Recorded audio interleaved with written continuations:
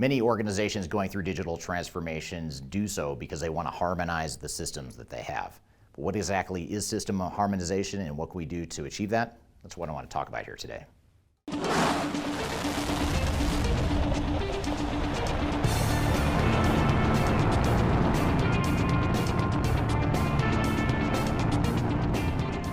My name is Eric Kimberling. I'm the CEO of Third Stage Consulting. We're an independent consulting firm that helps clients throughout the world reach the third stage of digital transformation success. And one of the biggest criteria that organizations consider when they're about to go on a digital transformation is that they want to accomplish the goal of system harmonization. And system harmonization is essentially a way of saying that we want to take these disparate systems that we have that we've developed over the years that are very siloed, data doesn't integrate, the systems don't talk to one another, it's difficult to maintain. We want to take that and we want to migrate to a situation where we have a common platform, a common set of systems that are used across the entire enterprise to create more standardization, more scale, and more efficiency for the organization. However, system standardization sounds easier than it really is. Taking this hodgepodge of systems that you might have in your legacy environment and now moving to a harmonized way of doing business and a harmonized set of systems is a lot more difficult than you think. So what I want to do today is talk about some of the steps that you need to go through to reach that goal of system harmonization.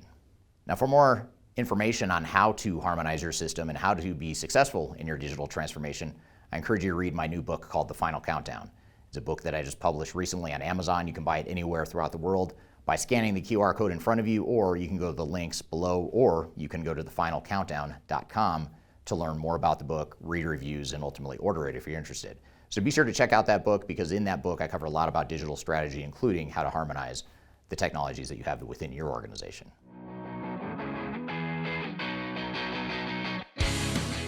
The first step towards harmonization is not to jump straight ahead and define what we want the systems to be in the future, but instead to understand what we have today. What are the legacy systems that we have to work with? What are the opportunities for improvement? Where are the silos? What are the different applications we're using? And most importantly, why are we using these systems? A lot of times these legacy systems, even though they're outdated, will have a negative perception that isn't necessarily warranted. In other words, the systems may work okay. They might be outdated, but they're working okay and they've gotten us to where we are today. Now, of course, we question whether or not those systems can get us to the future, and that's okay. We want to address that. But we also want to understand, why did we deploy these systems in the first place? What competencies do we have in these systems that we want to maintain and build on? And ultimately, how can we migrate from that current state to the future state? So understanding your current legacy systems and really looking at it from an architecture diagram perspective of understanding how all the systems tie together, how the data flows, who's using the systems, what licenses and modules you have, will allow you to ultimately define what systems will go away, when they'll go away, and how you're going to decommission those systems, and ultimately what you're going to replace them with.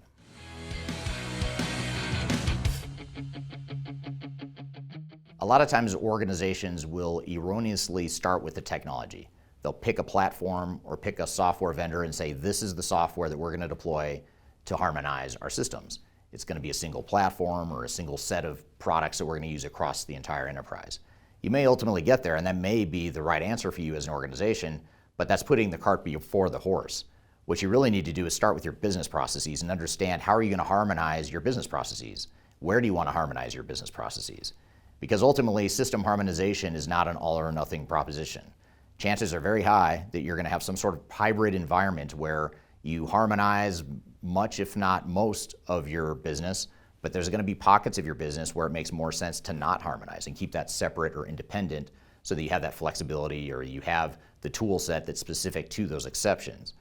And that may sound counterintuitive to what the whole point of this video is, but it is important that you recognize and define how harmonized do you really want to be, because ultimately you're operating on a continuum here, or a spectrum of complete siloed systems all the way to perfect harmonization, which there is no such thing as that, by the way. But you're going to be somewhere in the middle, and you just need to define where and what parts of your business are going to be harmonized versus not. And it's not to suggest that there's parts of your business that you don't want to harmonize or that you want to create dissonance within your organization, but instead you want to be strategic about that and say, these processes over here are the ones that are really important for us to standardize and harmonize.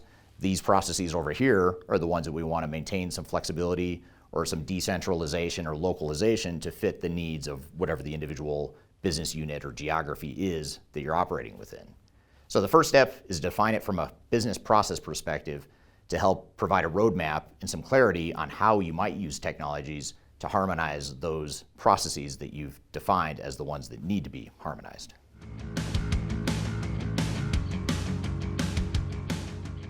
Most people don't recognize that organizational design is a key part of system harmonization. You may wonder, what does change management or anything to do with organization have to do with system harmonization? It has a lot to do with it. The reason being is that part of system harmonization typically entails standardizing business processes, which we just talked about, but also defining an organization that's also harmonized.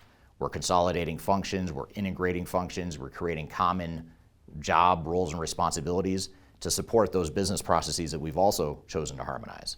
So we start with business processes. We've defined where we want to harmonize processes and standardize processes. Now we move to the organization and define what does the people side of the equation need to look like.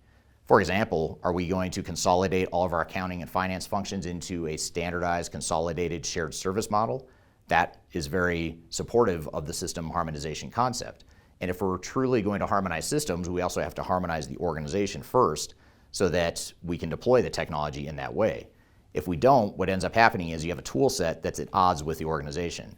The tool set's harmonized, but the people and the way they're doing business every day is not harmonized. And that creates tension and a conflict between the technology and the people, which ultimately means you're going to have problems, if not failure, on your hands when you go through the digital transformation. So start with organizational design before you get to the technology, after you've done the business process standardization, but before you've gotten to the technology piece of it, and that's going to pave the way for a smoother digital transformation and a smoother path towards the system harmonization goals that you may have.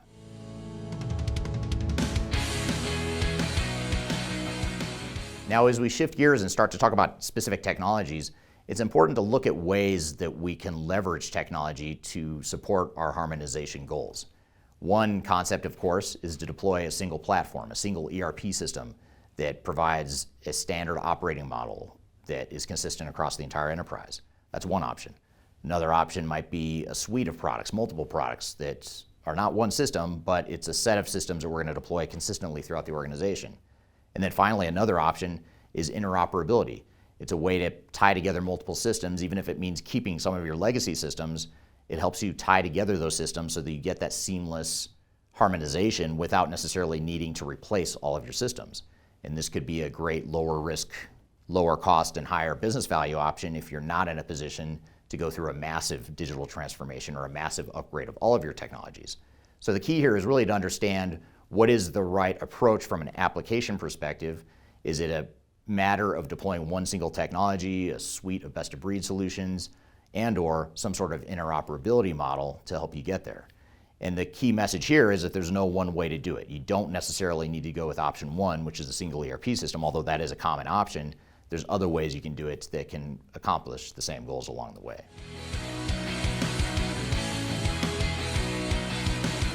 Now, once we've followed all the steps that I've talked about so far in this video, now we can define a digital strategy and a plan that helps us get there.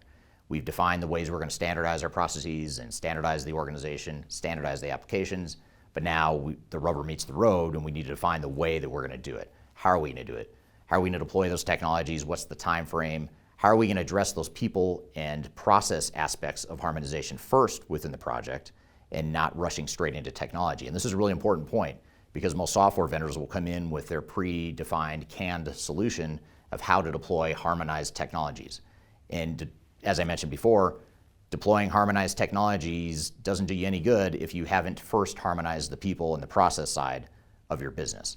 So your digital strategy and plan should generally focus on processes first, then the organizational piece, then the technology, and in that sequence, knowing that there's some overlap, some parallel activities, but in general, you're going to focus on that prioritization and that sequence of activities. You don't want the technology to get too far ahead of those first two aspects. And another component of the digital strategy that is really important here is to focus on business value and quantifying a business case that defines exactly how this harmonization effort is going to impact the business. We don't want to harmonize just for harmonization's sake. We want to harmonize in a way that's going to deliver measurable business value to the organization. And if we're going through harmonization efforts that don't deliver material business value, then you have to question, why are we doing it? Is it worth doing it? So the key here is to really define a business case that's realistic, that defines how the process and organization and technology standardization and harmonization is going to improve the business, quantify it, and then ultimately translate that into a benefits realization plan and a value creation plan that allows you to hold people accountable and hold the organization accountable for achieving those metrics and those improvements to the business over time. So I hope this is providing you some information and guidance on how to harmonize your systems within your organization. For more lessons and tips on how to define a digital strategy for your organization, including the harmonization aspects, I encourage you to read my new book called The Final Countdown. It's a book that's published on Amazon just this year. You can find that by scanning the QR code in front of you, going to the links in the description field below, or you can just simply go to thefinalcountdown.com to learn more about that book and buy it if you're interested. So I hope you found this information useful and hope you have a great day.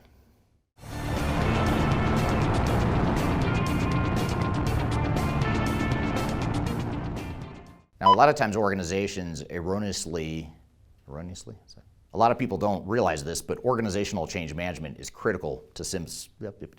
We don't want to harmonize just to harmonize for business sake, or a lot of people may not realize this, but system harmonization is critical. What the hell am I saying? Organization. Yeah, change management. Yeah.